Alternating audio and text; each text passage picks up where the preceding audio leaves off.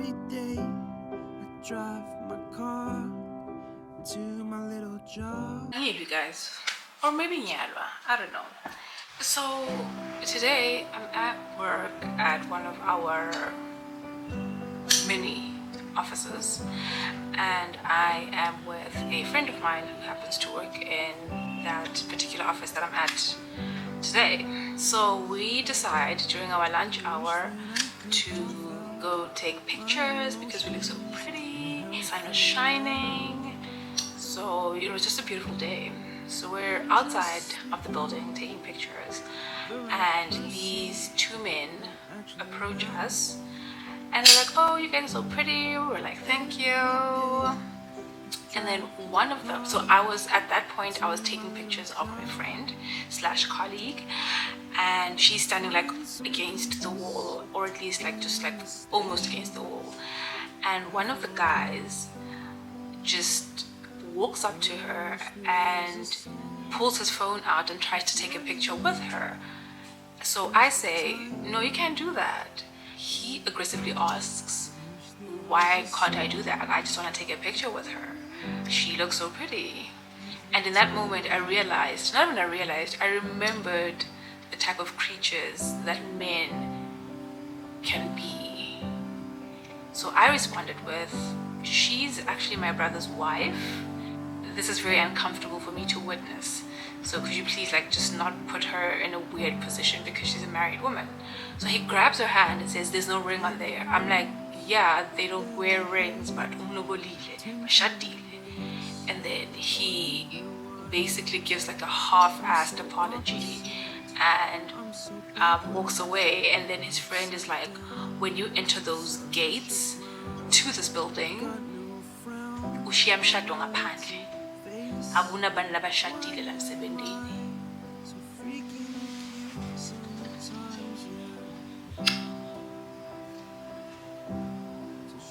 Those are your brothers at work. Those are your husbands at work. Those are your fathers at work.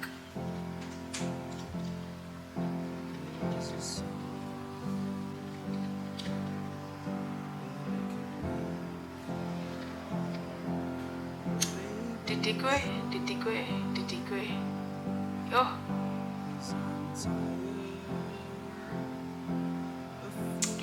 Anyway, so even though I am protective of the women that are around me, I also don't want to impose.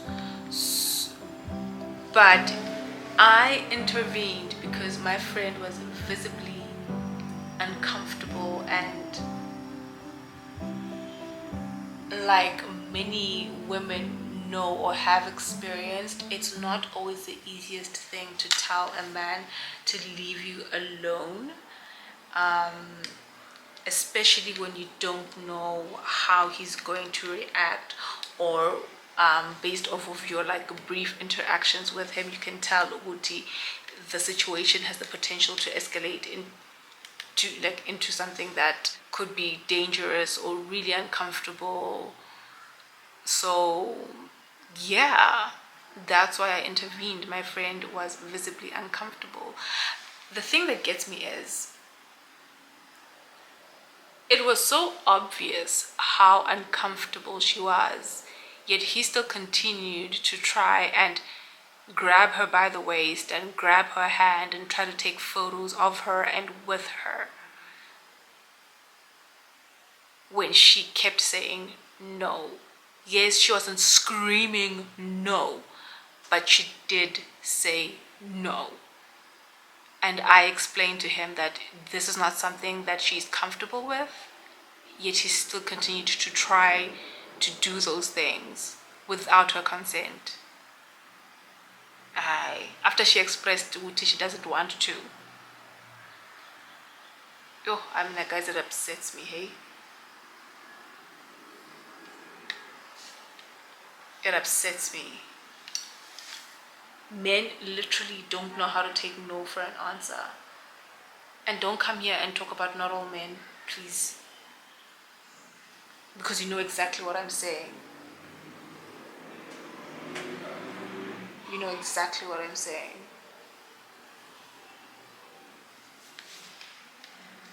I'm just venting.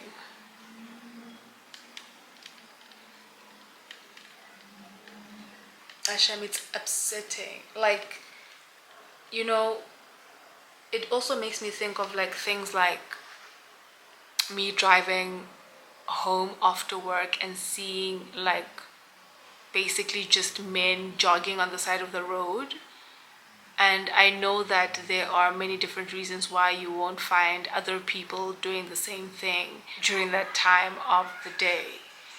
But let's not pretend that we're not aware that you don't see majority of the people jogging on the side of the road in the late afternoon, early evenings being women because abafuni. It's mostly because it's a safety issue. Women are not safe. Women are not safe. And men are fully aware of the fact that women are not safe, and it is because of them that they are not safe. Yo, guys. Like, men violate women literally on a daily, bruh. On a daily. Like, we're constantly having to figure out how to navigate through our days without upsetting a man enough to attack us. Awa, yo, My friend was visibly uncomfortable, moving around ngathi yo. So what I'm essentially saying is, like, I can't speak for other people, but personally I'm so sick of having to constantly be heavily conscious of how I maneuver or navigate my way through my everyday life just so that I don't upset a man enough to not get attacked by him. Yo, hi guys, I'm exhausted, hey?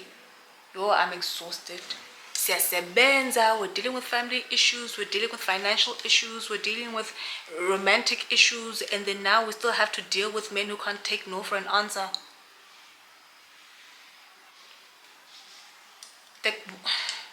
And I know it's a power thing, because why else would you continue to like attempt to speak to somebody and interact with somebody who's clearly not interested in speaking to you? Why?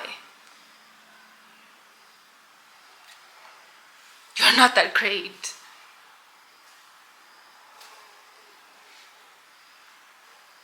Best believe I'm not changing my mind about you because you're that great. I'm probably just trying to keep myself safe. Anyway, so I used to spend hours, maybe not hours, I'm being dramatic, like a good hour just like curling my hair and being like dedicated and using the correct styling tools in the correct way and using the right products, waiting the recommended time and all of that stuff. But now guys, most of the time I just curl like the front of my hair if I want a curly look and then leave the rest. But yeah, this is the somewhat finished look. I didn't want my hair super straight, I didn't want it too wavy, I wanted something more curly.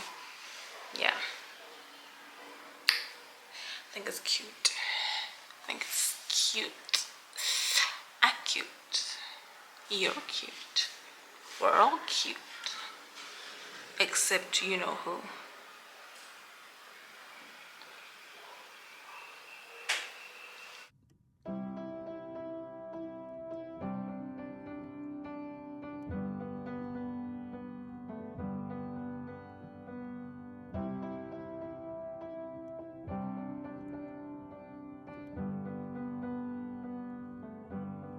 I wish that I could cough out my emotions in a healthy manner and just become the right person that actually say no, and you build your life with positive, good people and robots. Okay, man, so you should have took the sprinkle that we were trying to push on you. You didn't, and it's all collapsing. That's what happens when you get too greedy and you're kind of stoopies. Men, you're real stoopies right now. I'm waiting for men to get like a